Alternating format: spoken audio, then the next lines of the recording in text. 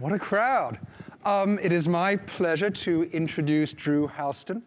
He is the CEO and the co-founder of Dropbox, and he's led Dropbox's growth from a simple idea here at MIT to a service used by millions from around the world.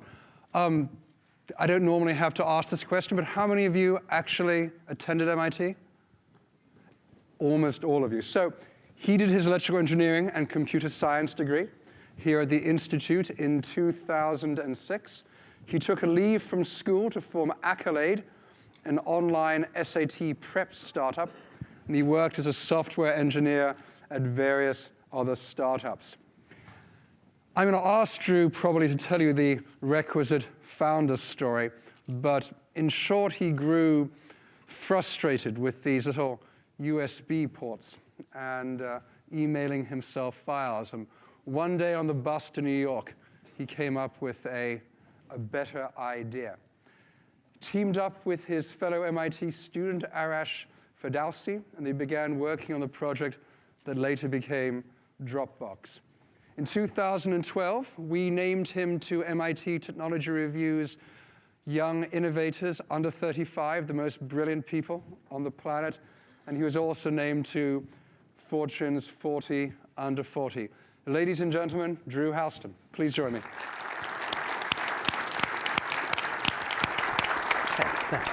Thanks a lot. So before we get into the Q&A, I'd like to remind everyone that if you want to tweet this, please use the hashtag MITEF. I'll be following your remarks on the back channel so I can see if you're being polite. I'm going to leave 15 or 20 minutes at the end, as long as I possibly can, to go and get questions from you guys, because I know how much smarter you are than me.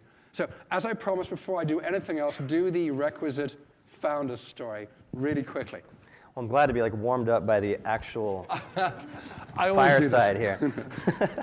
Well, first, thank you for having me, and it's really great to be back at MIT. And you're right, Dropbox was born just out of personal frustration, where I just graduated, and maybe I was almost a year out of school, and I had these grand plans for going to hang out in New York, where with a bunch of my friends, and I was kind of tired of them saying all these great things about New York and not actually getting out there, so I was like, okay, I'm going to go. But then I had all this other work to do for my previous company that I had started. So I went through some mental gymnastics to sort of justify, spending time in New York where I would definitely not be working. But I'm like, oh, I'll just take the bus, and then I'll have 4.5 hours each way, and jump in a cab, head down to South Station, and it was actually the Chinatown bus. I don't know if any of you have had the pleasure of riding the Chinatown bus. Although, one thing makes me kind of sad, which is that the company that took me, the Fenghua, was gone, yeah. Shut down. With some reason, it needs to be pointed out. No. So yeah, I was gonna say, it's very well known for catching on fire or tipping over. It's very recognizable, broken down on 95. So fortunately, it wasn't a story of a massive crisis. But as you said, I forgot my thumb drive, and so then I had a long time to think about. What do you say in these? You're not oh, I hate my thumb drive. You're like, I hate myself. Yeah. I'm so disorganized. I keep doing this. Man, if I just remembered to take it out of my computer at home, oh my God. So I had a lot of time to think about it. And I didn't have any TV episodes or anything on my laptop, so I was really just kind of sitting there sulking. And I'm just all right, fine. I'm going to solve this problem for myself. I just never want to experience this again. And so I opened up the editor and started writing some code in Python, having no idea what this would turn into. And that was it? And that was it. That was done. Is it true that Athena, the local MIT network, was an inspiration? Yeah. So, Athena is the whole campus networking system, and it was an inspiration because with Athena, there's all these thousands of workstations all over campus, and whether you sit down at the one in the student center or sit down on the one, in another part of campus, not only your files but your whole environment follows you around. So in some ways, when I graduated from school, it's like you sort of get stripped of all of your privileges, you lose your MIT.edu address, and it's kind of like back to the Stone Age. Because I'm emailing myself stuff, I'm carrying on, all the things we used to have to do.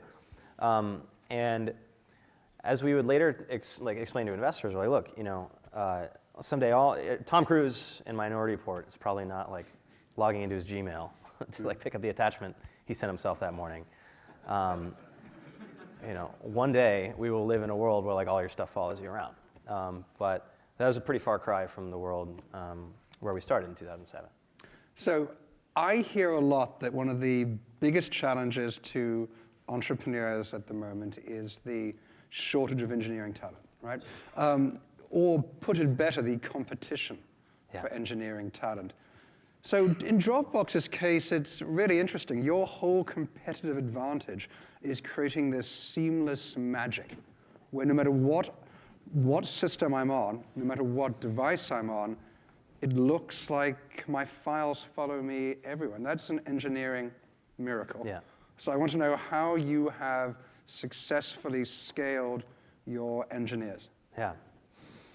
My first challenge was finding a co-founder. And so I was really lucky to be here where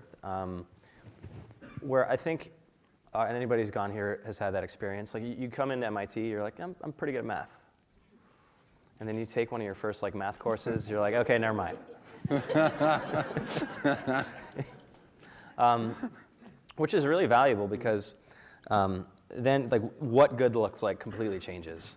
And so you set a whole new standard for the kind of person that you can bring into your company. And so MIT, I met my co-founder here through another guy from MIT who was on his floor in his dorm. So that was where it started. And then most of the early team were people that we knew from school.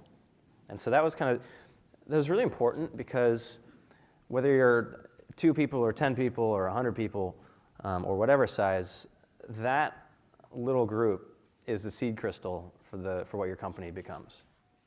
Because it's very rare that you have someone good that wants to like join people that they think aren't as good. And so keeping that talent bar super high is something that we obsess over, and I'm sure we'll talk about. How many people work at Dropbox now? About 550. Do you still, at what point did you stop interviewing every employee? It's probably around 100, a couple hundred.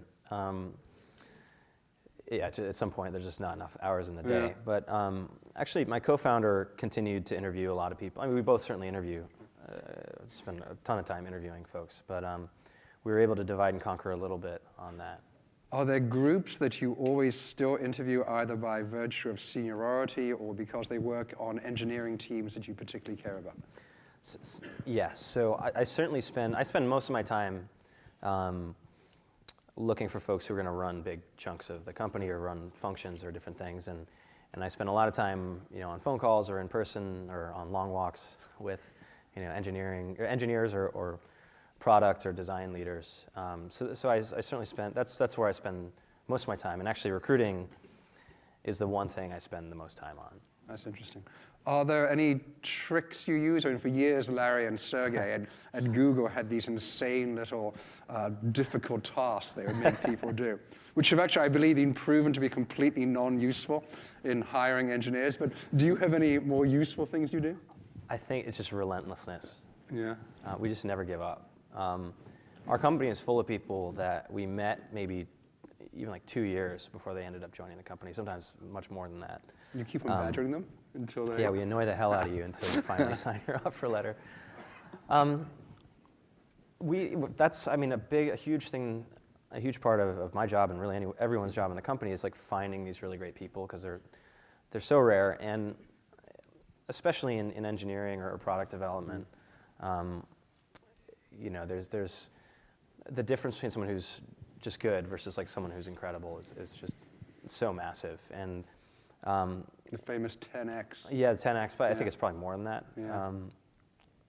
And so we spend a lot of time we keep lists of people that we've encountered over the years, and we shake everyone. When you join the company, we get you kind of on board and everything, but one of the things we do is like shake you down for like, all right, what other smart people do you know? And, and then we put you on a mission to go after them. So it's, it's not really so much any one tactic, because tactics are pretty easy to copy, but it's really this, that's one of the few things that when I talk to all the folks who join the company, which we just beat into everybody's head how important recruiting is, and how important referrals are, and how much a lot of the great companies, especially a lot of the great tech companies, were built just because if every person can bring one or two people, two other great people in, then you have something that is relatively scalable.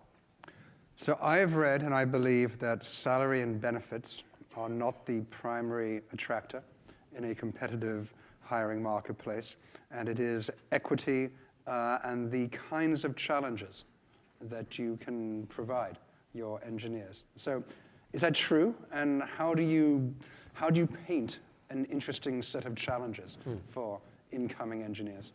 So for sure, the kind of person you want hopefully isn't, let alone salary and benefits or equity. They're joining because they want to be part of something bigger than themselves, and to do work that's really important. And then when it comes time, when you talk about compensation, we don't have to do that much work to kind of illustrate what can happen, right? Because you're valued at how much now? I'm sorry. I read a lot of things. I don't know.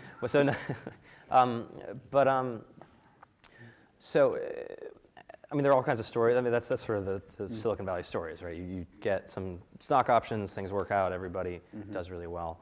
And certainly that's an important part of the equation for anyone. And fortunately, there are a lot of great precedents for that from folks at Google or Facebook or pick your company that joined early and did really well. And even if they joined among the first several hundred people, or first few thousand people even. But the most important thing, I think any great engineer or really any great person just wants a few things. They want to work on problems that they think are really important.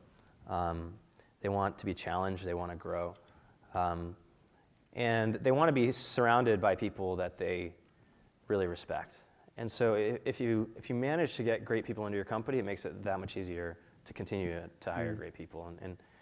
And that was something some of our early investors, our angel investors, just kept hammering into us when we first started the company, is that it's just the importance of being totally obsessed with keeping the talent bar high. If you were to join a company yourself now as an entry-level engineer, what would you look for in that role? I think it's really those three things. Yeah. And I think, I think you have a bunch of different flavors of options available to you. So there's everything from, the biggest of the big companies, or like a massive engineering team like a Google or other big companies. Then you have the proverbial garage where you can start something yourself or maybe join a team. Those are pretty different experiences, and there's there's pros and cons, and then there's everything in between. Yeah. And there's pros and cons of each. And so I think one framework that we use is a lot of the people that join the company, and certainly Arash and I, are really excited about doing something important, about having impact. And there's a couple different ways to measure impact, and one is kind of in the absolute sense. So if you're using something that millions of people use or hundreds of millions of people use, it's a different equation, or it's a different input than if your product hasn't launched yet and you don't know if you'll have users. And so there's impact in an absolute sense, but then there's relative impact, meaning how big a role are you going to play in making the company succeed or not? And so sometimes, in a bigger company, they've kind of already dominate their market. They've kind of already won the war. You look at I might joke around with people at Facebook. I'm like, look, they're not going to make another movie about going from 1 billion to 2 billion users, right? It's kind of you did it. And similar things for other companies, but then I think when you join a smaller environment, you can have a really interesting learning experience. But certainly the 5 startups that I was part of 5 startups before Dropbox. In every single case, my stock options weren't worth anything. In a lot of cases, the products, whether it's the company I started before Dropbox or others, no one's using them anymore. You put a lot of blood and sweat into something only to have it not really matter in the long run. And so I think, for me personally, I think it'd be somewhere in between, where you want to do something you want to be both build something that's important in general, but then also have an important role and have an opportunity to grow within the company. Drew said something almost metaphysical during his MIT commencement speech. I love this. He said that a person is the average of the 5 people he spends the most time with. He said that a person is the average of the 5 people he spends the most time with. And I wanted to ask you, for you, who are those 5 people? And how do they affect your business? Well, in a professional sense, I mean, I've got my girlfriend, and I've got obviously. So I think it's really my co-founder, obviously, Arash, and then other people on my management team. And I mean, when I actually make the list of 5 people, that would probably be it. But I think more. But in terms of the spirit of that, it's really about surrounding yourself with people who push you and make you better. And I would add to that circle, of course, a lot of my friends, a lot of our early supporters and investors. In the talk, I gave an example of my fraternity brother, Adam Smith, who is a startup founder, and he got started earlier than I did, and I watched him take off, and he got venture funding and everything. He was younger than me, and so I was like, oh my God, I need to get out there. And so he pushed me to be better. And now it's probably, as far as I spend the most time, it's really the people we've really handpicked to lead big parts of the company. When we were sitting just before, a MIT undergraduate who had very injudiciously decided to go up the river for business school came and started talking to us about what he was learning at that place. And you and I were talking about things we didn't know before we became CEOs. So when you look at these 5 people who surround you, do they provide you skill sets that you wouldn't otherwise have? Do they challenge you in that way? Yeah, absolutely. And that's it's not just about you. It's obviously about the team that you build. And so you want to get other folks with complementary skills, and but who are also motivated fundamentally by the same things. And so, with me and Arash, for example, we have very similar instincts on how should the product work? How should we make this technical decision? What kind of people do we want in the company? What kind of place do we want this to be 10 years from now? What motivates us? But there's a whole bunch of stuff that I do that he is very happy to hand off to me, and vice versa. And we also complement each other in different ways. And so he and I have pretty different, I'm like the eternal optimist. He's more of the eternal skeptic or realist. And what you end up seeing is us like bickering like an old married couple about things. But he covers my blind spots, and I do the same for him, and what comes out is better. So that's an example of how you have to pick great people who can help, where together you're better than either one of you. Do you still code? I do. What's the last piece of code you wrote? So we have a hack week every year. Yeah. But probably the last thing that made it into the product was one of the recent hack weeks. We actually changed, when you click the Dropbox icon and the menu comes down and tells you like, oh, what changed recently or what's happening in your Dropbox. I actually built a prototype of that because I didn't like just the ordinary menu that comes down. Why? It did change, you're right. It's really elegant now. Yeah. So I can't take... Yeah. It really... Listen, I'm a user. I totally love it. So while I wish I could take credit for the elegance, we actually have a really good... I handed it off to one of our engineers, and he was not happy. I'm like, this is fun, now it's your job. And I think he threw away most of what I did, which I was very offended by. But yeah, obviously now we have a whole awesome design and product and engineering team who can run with all kinds of things. I'm going to ask you a couple of questions about the NSA and privacy and security, and you're going to evade all my questions. So I'm going to try and ask them in a way that he can talk about them. So Dropbox filed a legal brief asking for permission to report national security requests for user data. why, and what have you learned this year and the previous year about how the US intelligence community treats cloud companies like yours? Why do you want to talk about this? So we filed this brief because both, with my Dropbox hat off, like as an American, and then with it on as a company, and people are trusting us with their most important stuff. I think everybody understands that there's a trade-off between security and privacy, right? So I think we all want the government to keep us safe from all kinds of bad things that can happen, but we can't just have the government kind of running around listening to everything, or being able to run surveillance on everything that happens. Liberty and this privacy are fundamental elements of what the country holds important. So there's a trade-off, and the right answer is somewhere in the middle.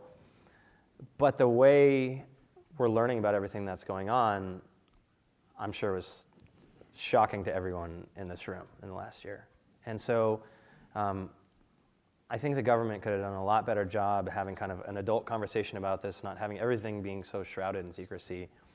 And I think that everyone deserves a transparency around this stuff, and to have a conversation about what trade-offs are acceptable and which aren't. But as a company and as a CEO founder, you must feel, forgive me, mildly screwed. You knew what was going on, and yet there was a gag order, essentially, about what you could communicate. And now it's been revealed, and to your customers, you can't promise the same degree of privacy and security that perhaps you would like. Yeah. Well, I think there's an analogous issue with like law enforcement requests, right? I think everybody also appreciates it the same way that you can get a warrant, and someone can search your house if they have probable cause, in the government, that they can do that. That's been that way for a long time. But there's this whole due process. It's transparent.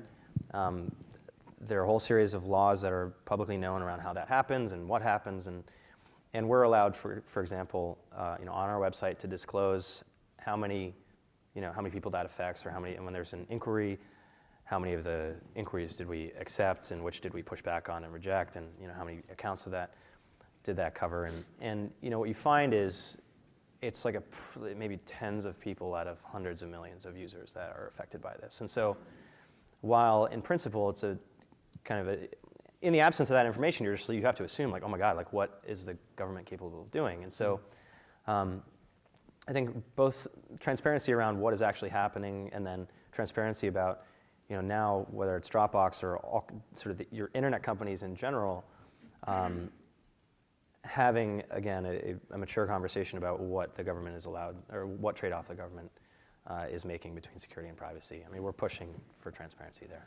I'm going to ask you one more question about this, which is mildly tough, and then I'm going to ask folks to begin coming down to the mics to ask your question. So those of you who bothered to go through the NSA PRISM files that Edward Snowden released, there was a famous PowerPoint slide that said, Dropbox, coming soon.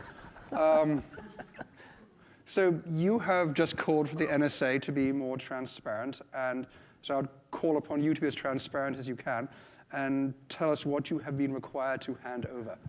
Well, that was the first time I ever heard about that. Yeah. I've actually never talked to anyone from the NSA at all. No, I think that's what was so frustrating and there was a group of us that visited the president actually to talk about this stuff, and PRISM was just one thing. I mean, there were all these other reports of like Google and other companies getting like hacked into.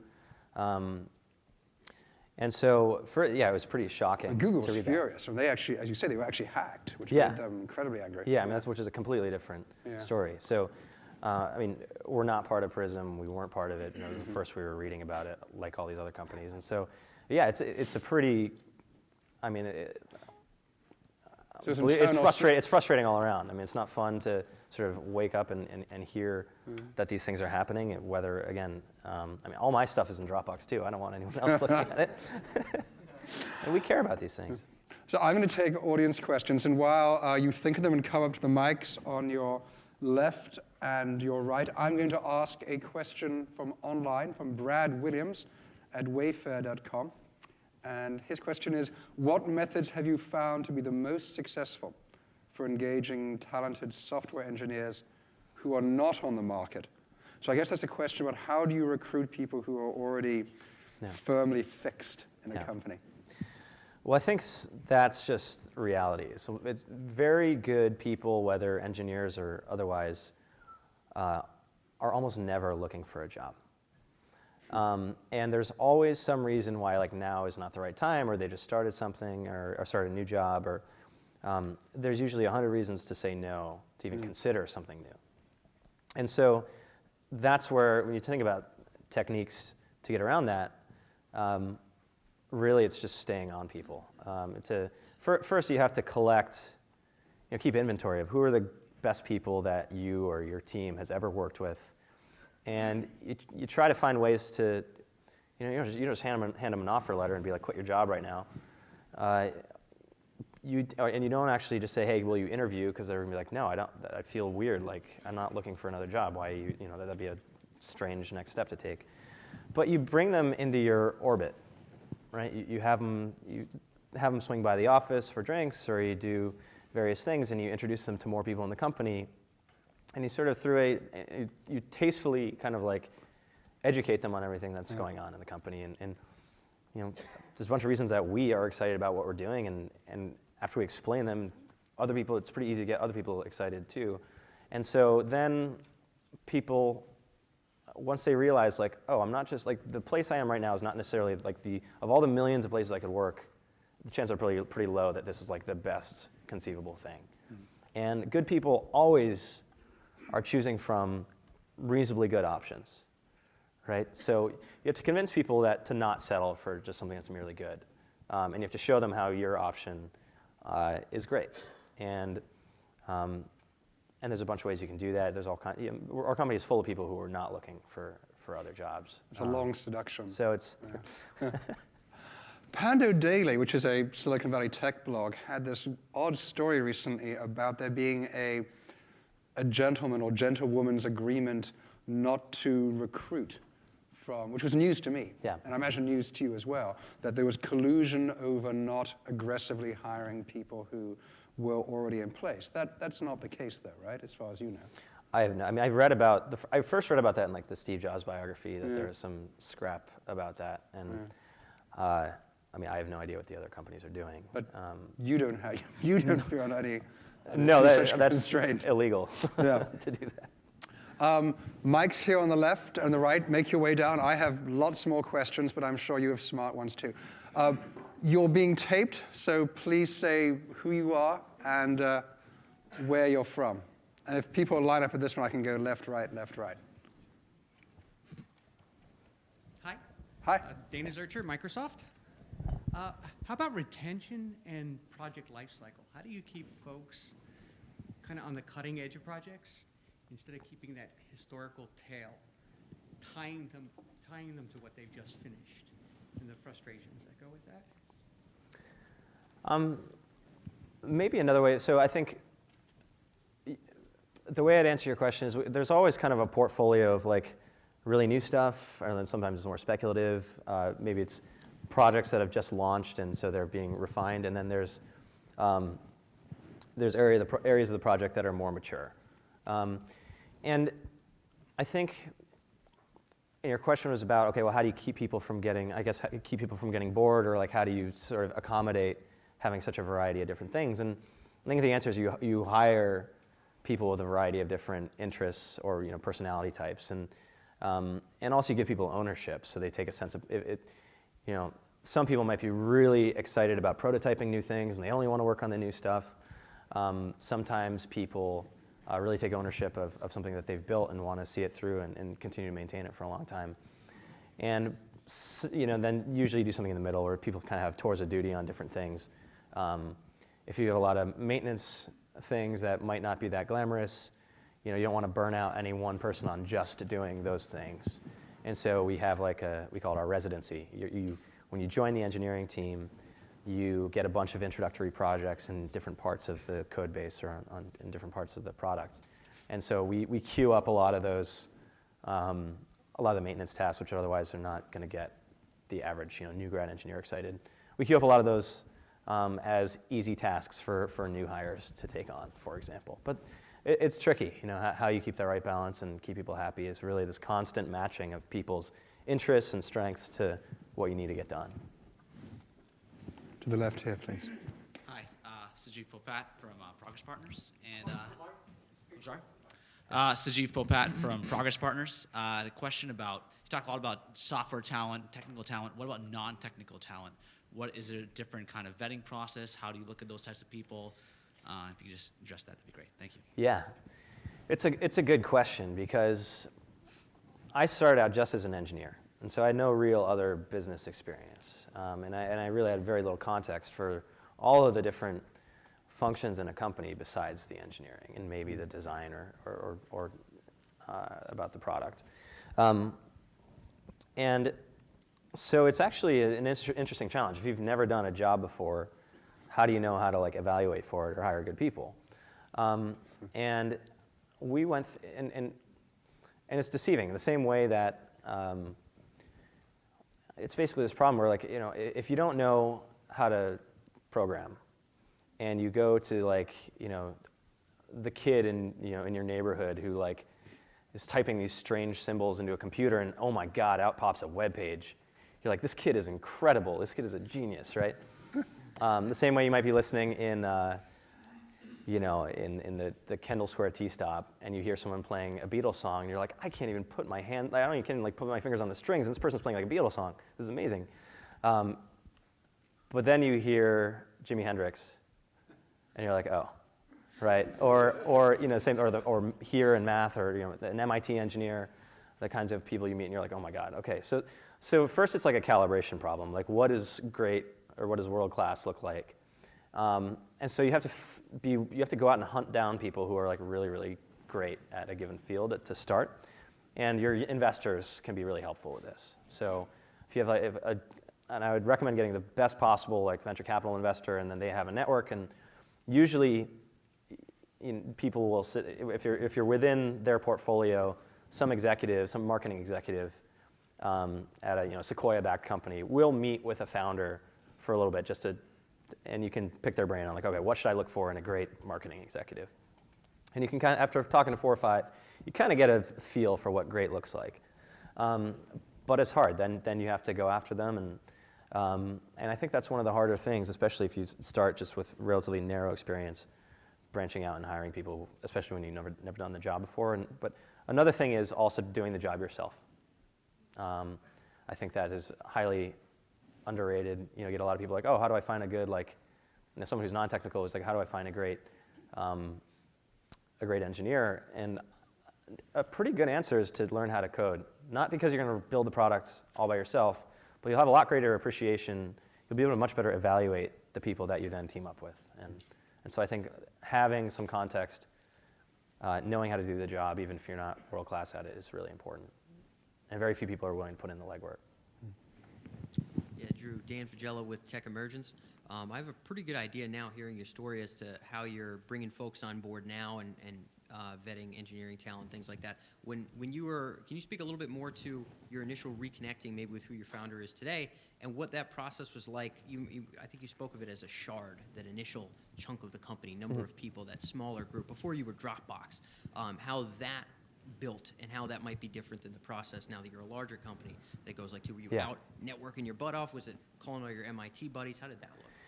Yeah, I think the one weapon you can have, or at least one of them, if you don't have if you can't pay as well as other companies or any other number of, or maybe your technical challenges aren't as interesting, or whatever. Every company has some advantages and they have some disadvantages.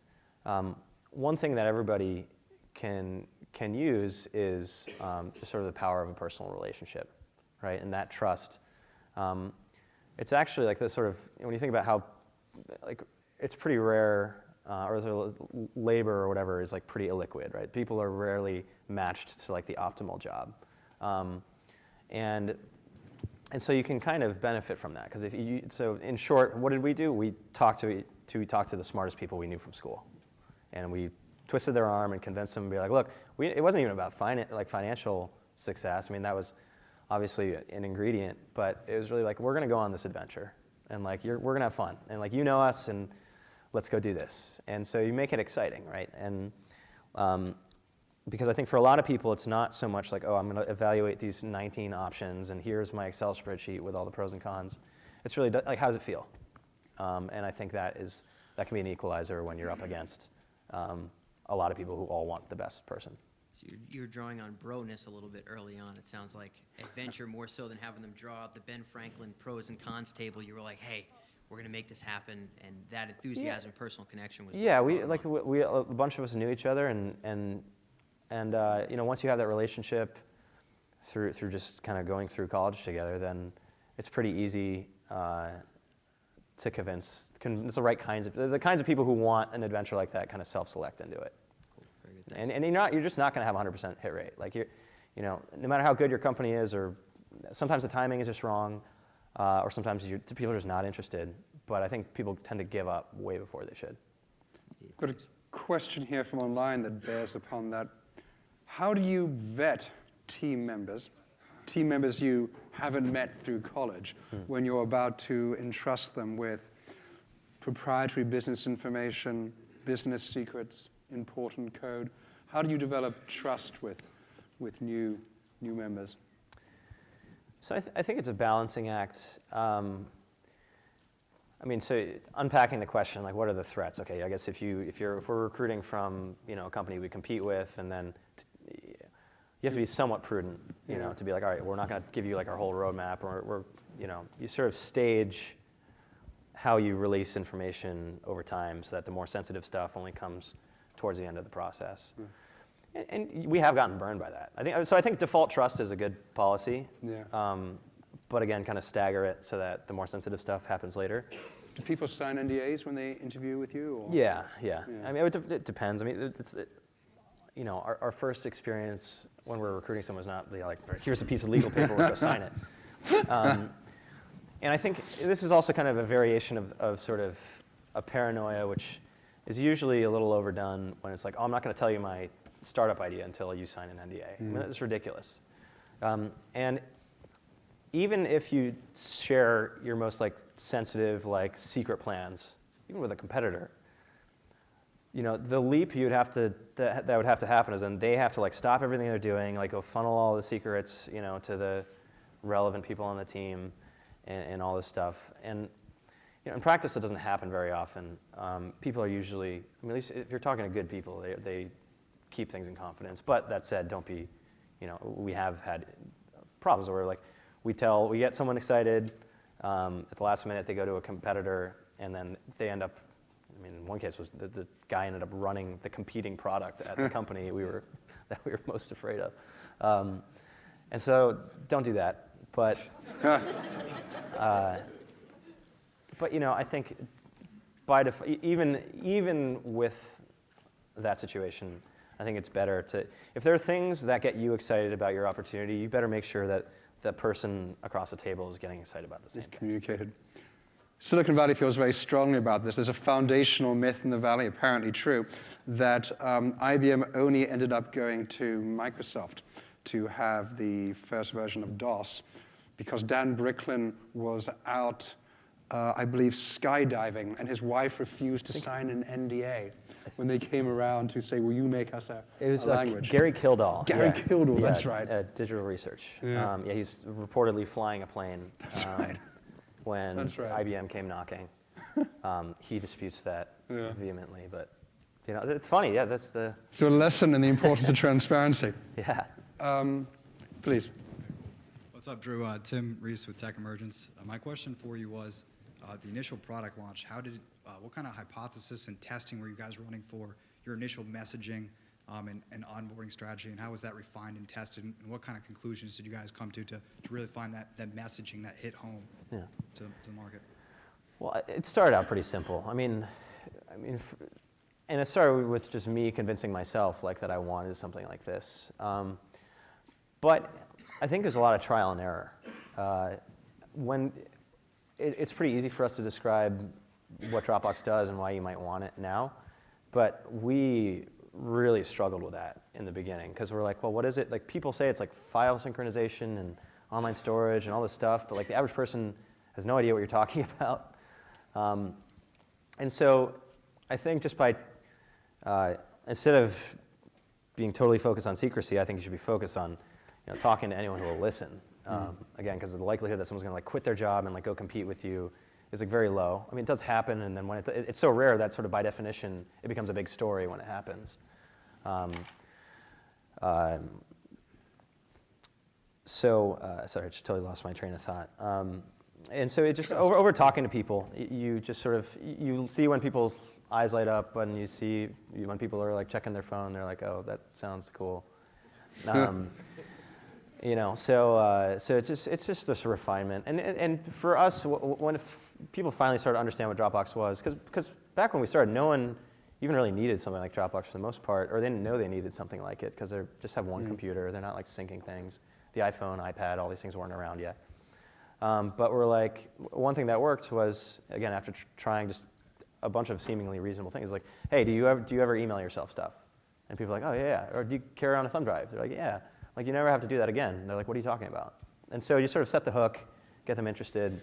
And it also, you're going to have a different message for early adopters than you will for, so to a technical audience, we would talk about file synchronization and things like that, but not to the lay audience. And so it's really kind of basic like positioning and marketing. And for us, there's a lot of trial and error. Thanks. Please. Hi. My name is Laura.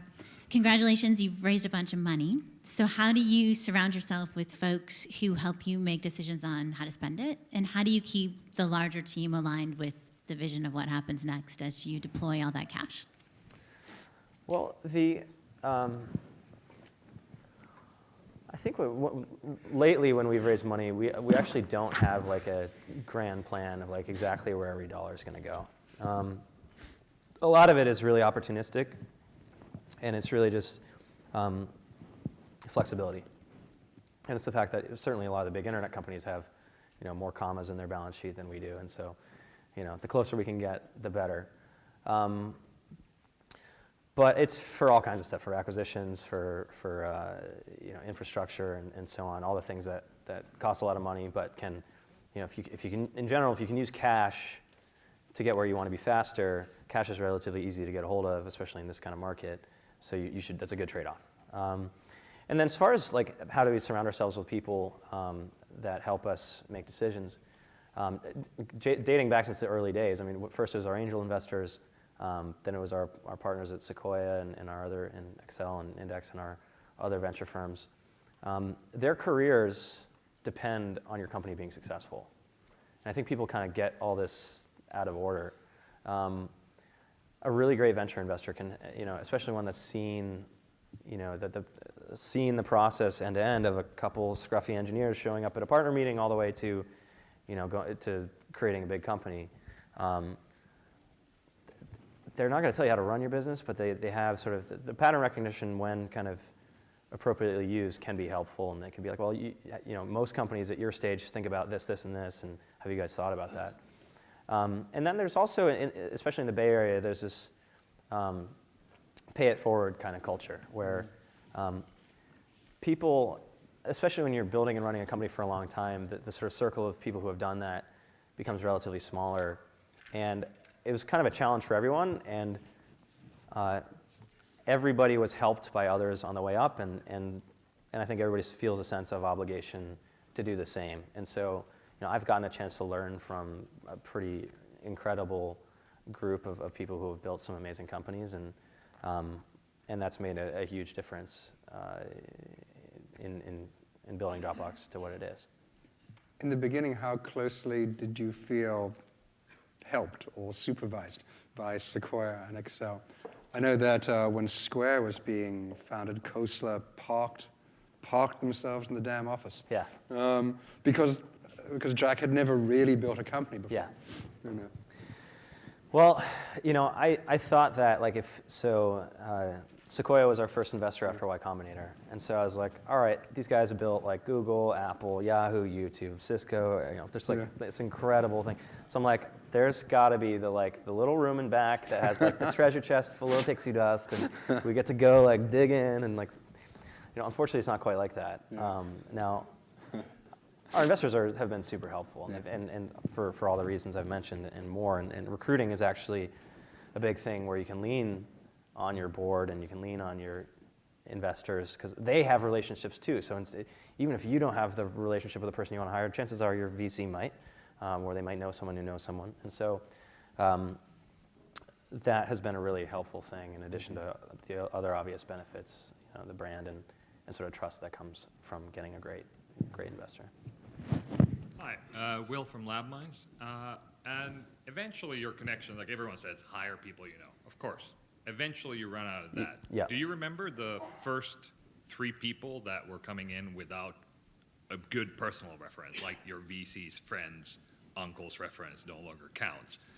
Where are those people, out of curiosity, today? First 3. So I think That's a good question. so it's definitely true that it's sort of like hitting a vein of gold, right? You hit a network, and then you go after it as aggressively as possible. But pretty soon, you found the people that you really want to go after, and you saturate it.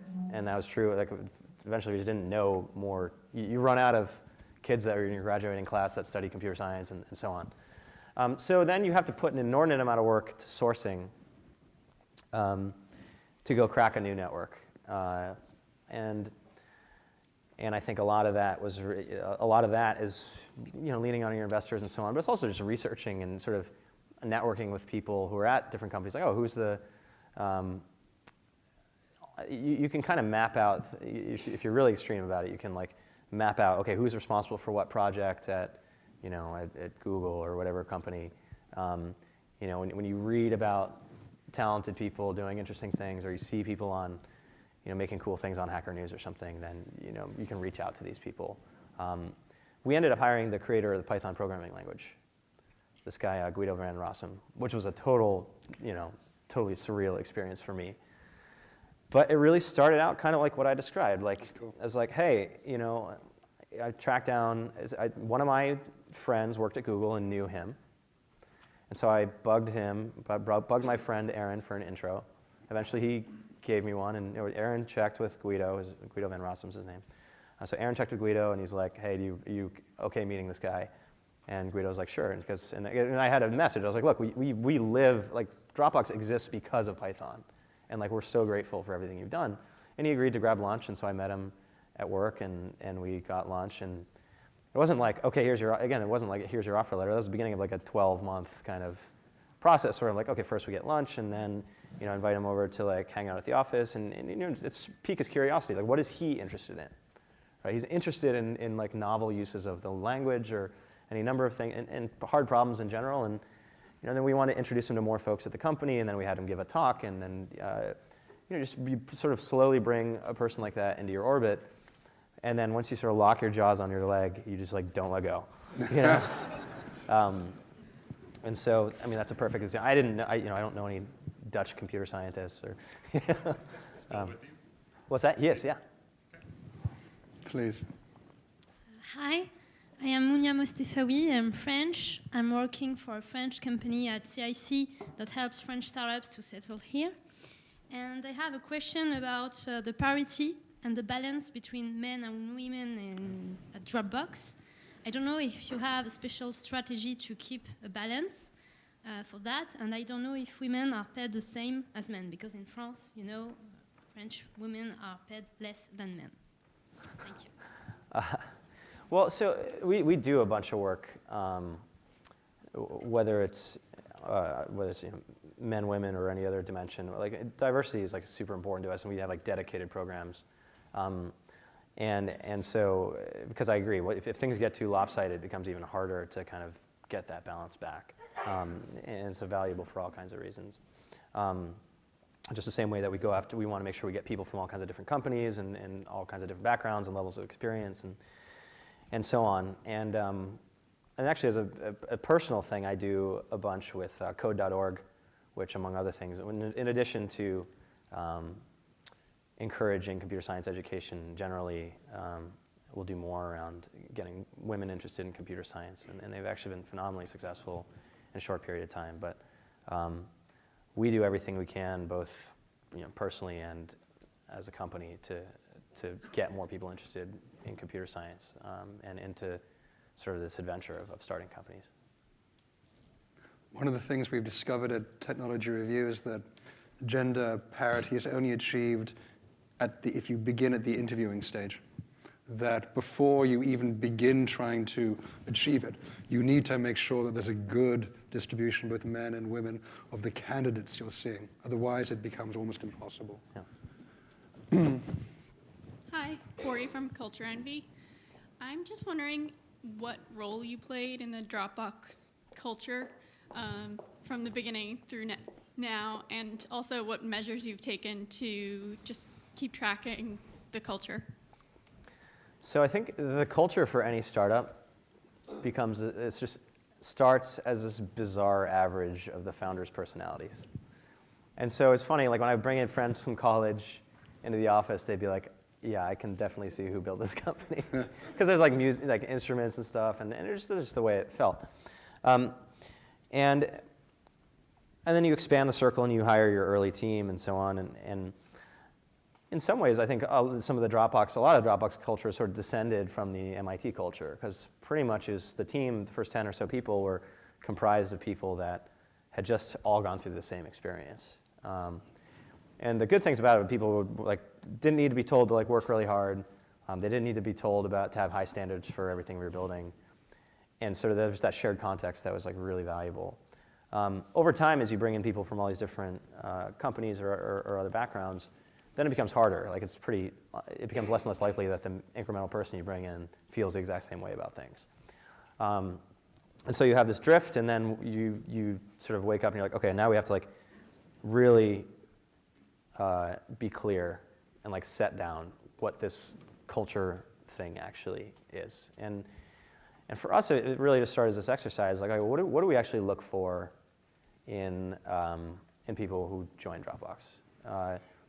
And we took it from this kind of implicit kind of thing based on feel to something where we actually wrote it down. And that's really what values are. Is really how do you prioritize? How do you make trade-offs? What's the most important thing to you? Can you articulate them? What are the written, expressed values? Yeah, so we're in the process of kind of revising them again. It will still be kind of a living document, but I think to the point about having impact, we all want to do really important things. And then second is really being obsessed with quality, both in terms of the quality of the people that we hire and the quality of the product. We want to make sure anything goes out the door we're really proud of. So that element of craftsmanship is really important to us. And then we have a couple so there's 5 total. Those are the first 2. Third and fourth are kind of similar, which is called breaking new ground and pushing your limits. So one is kind of breaking new ground as a company, but thinking from first principles, just inventiveness in general. We want to do things better than any company has ever done them before, and that's a really high standard. It's hard to reach, but we want to shoot for it. And then sort of pushing your limits is sort of this idea you don't want to become complacent. And no matter how well we do something, we can always do better. And I think when you don't have that, the second you start reading everything and when people are writing good things about you and you actually believe them, is when you stop working as hard trying to be better.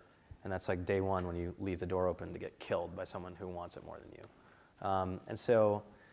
And then the last one is what we call we, not I, which I think we take greater pains than most companies to really make sure everybody all over the company is working really well together, including the business side of the house with the engineers and the product development folks. Because I'd worked at places before where it's like oil and water, and the engineers are rolling their eyes, what does this marketing person do all day? And the marketing people are why don't the damn engineers ever hit their deadlines? And so you get this useless friendly fire because you're actually all on the same team, and you sort of where you should have really a foundation of trust and collaboration, you have this schism, and that's and I think you see that actually in all kinds of companies, and we really thought that was unnecessary and didn't want that. So we do all kinds of things to bring people together, and we sort of over proportionally invest in food and in the office space to force people to have more serendipitous interactions. We really frown on any kind of activity where people take credit or Like we only want you to be successful as an individual because the company is successful. And there's a lot of other sort of sub-parts of that. Like we don't want to take ourselves too seriously.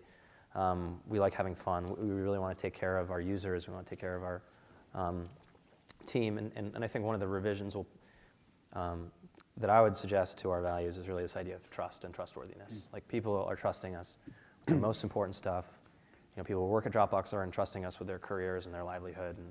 And part of what motivated me to start the company is like, I don't know if this company gets started by someone who doesn't have that as top of mind, then like that's going to be a really bad place to put all of my most important possessions. So all those things are really important to us. So you talked about breaking new ground. I saw that, as I'm sure most people in the room did, that Dropbox has launched Dropbox for Business. I should say in all disclosure that Dropbox for Business is, I believe, the largest advertiser on technologyreview.com at the moment. Thank you, George. All right. Thank you. So when you look at your principal competitor in the business file sync space, Box, what have they done well, and what would you like to break new ground doing better in the B2B space? Well, I think they've done a great job in general. A great company, but yeah. But well, I think where we focused since the beginning is really building an experience that I think where our approach has been different is like we wanted to first get the attention of all these, now hundreds of millions of people who sort of choose as individuals to use Dropbox. And then what do most of these people do? What do a lot of these people do? They go to work, and so Dropbox often comes with them. And people have written about, it's consumerization, it's like this is happening all over the place with your iPhone or whatever else. But that's often something that's kind of like rogue, and it's sort of something that IT has to it puts IT in this really ugly dilemma where like either I can make my workforce more productive and let them use the tools that they want to use, or I can do the other part of my job, which is like keep everything safe and keep everything secure, keep everything locked down, visibility, control, all those things. And with consumerization, it's kind of like one or the other. And I don't think anybody's done a good job of doing both. Making sure it isn't a choice. So it's not a choice. So we are here to help IT. We want to make the administrator as delighted by the experience as we do anyone using Dropbox.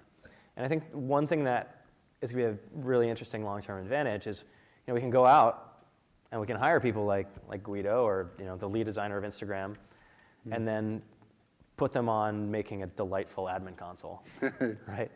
So you think about the think about the 11 people we put on the field, and be able to apply really talented people to both consumer and business kinds of challenges. And especially if you look, people start out there like, what is this Dropbox for Business thing? Are they serious about it? Can I put my stuff in the cloud? I mean, it's very similar to how can I put my credit card on the internet? Salesforce, oh God, can I put my sales leads, the crown jewels of my company in outside on someone else's servers? I think we're seeing, hopefully, actually a much faster cycle where people, or actually IT is the biggest, that they find more reasons than anyone else to embrace Dropbox, because you think of all the stuff that's become complicated for them when people are bringing in all this stuff from home and it's just kind of a mess and there's all these different platforms and the job description has ballooned for the average administrator and just the amount of stress. On all those different things, Dropbox is there. And so we can actually be the answer to their prayers in terms of getting all that visibility and control back. So, but it takes a lot of repeating that message over and over and over and over again. And people were like, okay, now we have 1 million businesses using Dropbox. Now we have 2 million. Now we have 4 million. We're serious. We're serious. We're really serious.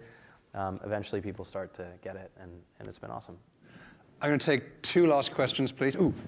So these 2, you first, and then you, and then I want to ask one last question about malware before we say goodnight. So please. I'm Boris from PDF Filler. So you have the slide share about the freemium model and the importance of the freemium model to Dropbox and how you guys, tried all sorts of other stuff and didn't get it and stuff. And it's interesting that you just talked about sort of the combination of marketing and engineering, because if you look at the founders of a lot of these famous companies, you can see how they influence the business model that then followed, whether it's Google, which is engineering heavy, or Facebook or somebody else. the people and what they were interested in really influenced how they then did business, what they charged for, and how they made money. And so now it sounds like what I'd like you to speak to is how do you hire people that are in line with that business model that developed, or is it the other way around, that the business model sort of influence the people that you then hired into Dropbox? Well, I think the business model is kind of just one of many kind of things you have to sort through when you're putting a product together and getting it in people's hands. I don't think there's anything particularly like cultural about the choice to go with a freemium model. Is really my hope, and fortunately it came true, was that like, all right, well, we want, all things being equal, we'd rather have something that a lot of people are using than something few people are using, even if 100% of those people are paying. Because when you think about sharing, when you think about building a platform, having that reach is like really important. And hopefully a bunch of the people in this room have gotten a bunch of free space over the years, and you might be chuckling because you're like, I'll never pay for Dropbox because I have all this space. Can we ask, how many people in the room pay for Dropbox? All right, thank you. And so probably a lot of those people heard about it from a friend who might not be paying, but that's okay, because first of all, we're really patient. And second, second, even if you don't pay for it, you might refer someone who does. And so, but probably the major strategic trade-off was going for scale at maybe, arguably at the expense of some revenue, because there's a lot of those free users who may well be willing to pay a lot more than they do. But that's okay. There's a lot of people out there. Please. Okay. Paul Davis from ThreatGrid. I'm going to give you a brilliant segue because we do high-volume malware analysis, so you've got your next subject lined up, okay? We're a small startup. We're starting up. The real challenge is talent acquisition. As we've grown as a company, we have particular developers and engineers that have particular skill sets, but now we're having, for example, we're trying to find a good UI person, a good appliance engineer. Trying to find those people is stepping outside, as you called it, our network.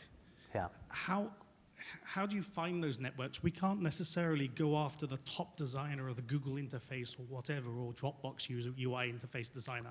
Why not? Well, because it's... Yeah, why not?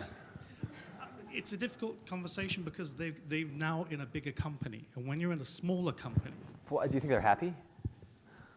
Sometimes it's not... I'm just giving you a hard time. But the point is, like, people sort of put up these barriers. They sort of like, put hurdles in front of themselves before they even start running. You never know with these people. Like, even people you'd be shocked the number of times that you run into people in these, bigger companies that... you see them all the time. People who have like really big responsibilities who are really sick of something, and so I think, it's really a game of at bats. Obviously you want to. There's a lot of tactics that can make it more likely you're going to close someone, but so I think one thing you can do is, so in addition to relationships and your network, if you're the CEO, then people get excited when the CEO wants to talk to them. And so your personal, so I get, when we need to like crack open a new network, or if we need to hire a function where we don't have a leader, like that's my job. I get like really personally involved in that, and like recruiting again. And I'm on closing calls every week with sometimes all kinds of people. And it doesn't have to be someone who has like a big job. It could be just like a new grad who is considering a couple options. I get on those calls all the time. And so I think you can do more just by, especially if you have a leadership role, the fact that you're paying attention when you otherwise, people might think you might not need to, can go a long way, and that's another weapon. It's through your network you're finding that undergrad who's interested in doing the new thing? Or? No, I think, so I would split up the campus recruiting, and the strategy for campus recruiting is a little different from from hiring experienced talent. They're both important. With campus recruiting, you just build out a team to go do that, and there's a pretty established playbook, and it works pretty well.